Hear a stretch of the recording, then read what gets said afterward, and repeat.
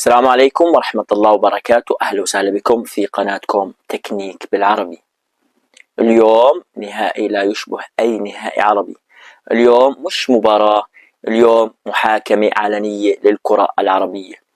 مباراة المغرب والأردن، إنقاذ لما تبقى من كرة عربية فقدت كثير من هويتها خلال هاي البطولة.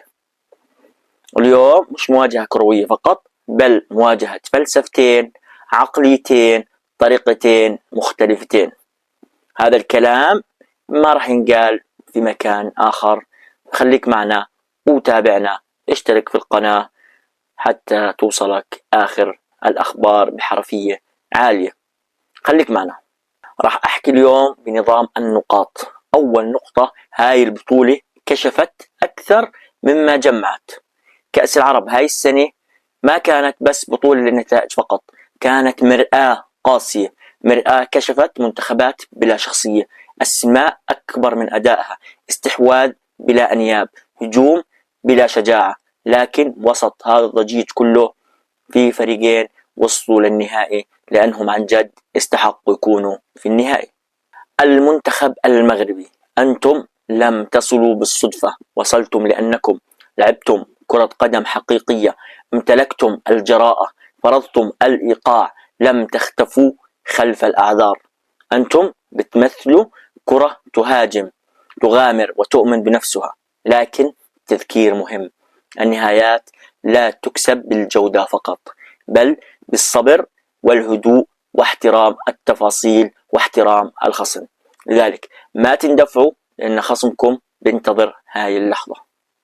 الأردن، أنتم قصة البطولة، ليس لأنكم الأجمل بل لأنكم الأذكى.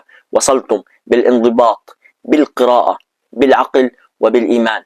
لكن نكون صريحين، اليوم ما بكفي إنك تدافع بس، اليوم بدك شجاعة إضافية، لأنه التاريخ ما بذكر من صمد فقط، التاريخ بذكر من قرر أن يضرب عندما تحين اللحظة المناسبة.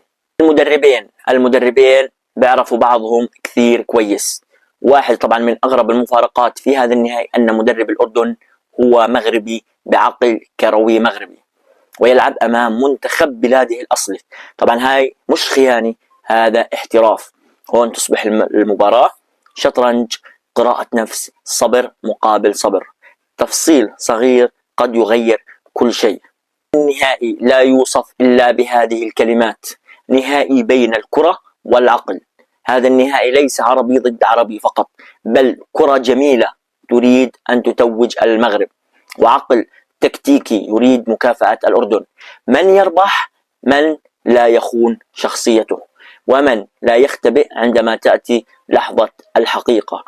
النهائي اليوم من أجمل نهائيات البطولة، ونتمنى أن يكون بمستوى عالي وعالي جدا لحفظ ما تبقى من البطولة العربية بعد أن أهينت بالمستويات التي ظهرت عليها بعض المنتخبات العربية التي تختبئ خلف تصريحات وخلف أداء خارج الملعب، ولكن داخل الملعب أثبتت أنها لا تملك شيء. أريد أن أقول كلمة شكر من القلب وقبل أن تلعب المباراة إلى قطر والشعب القطري على هذا التنظيم الراقي المحترف الهادئ الذي يشبه البطولات الكبرى، الذي يشبه بطولة كأس العالم. قطر ما نظمت بطولة بس، بل قدمت صورة مشرفة لكرة القدم العربية، وهذا يحسب ويشكر ولهم جزيل الشكر. ونتمنى أن تكون جميع البطولات العربية في قطر، إلا إذا تفوق أحد عليها، ولا أعتقد أنه ممكن حدا يتفوق. والسبب الرئيسي الطبيعة الجغرافية لقطر، حيث أنه جميع الملاعب متقاربة وجميع الخدمات متاحة، فيستطيع المشجع والمشاهد يعني عيش اللحظة بطريقة لا تشبه طريقة أخرى، وبمكان لا يشبه هذا المكان.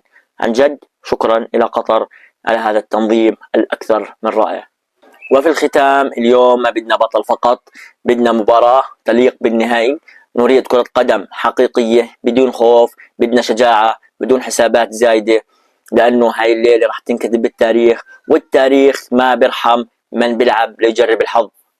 وآخر إشي بنقول فيه، المغرب والأردن لا يلعبان على كأس، اليوم بيلعبوا على معنى الفوز، والفائز هو من يجرؤ عندما يتردد الآخرون.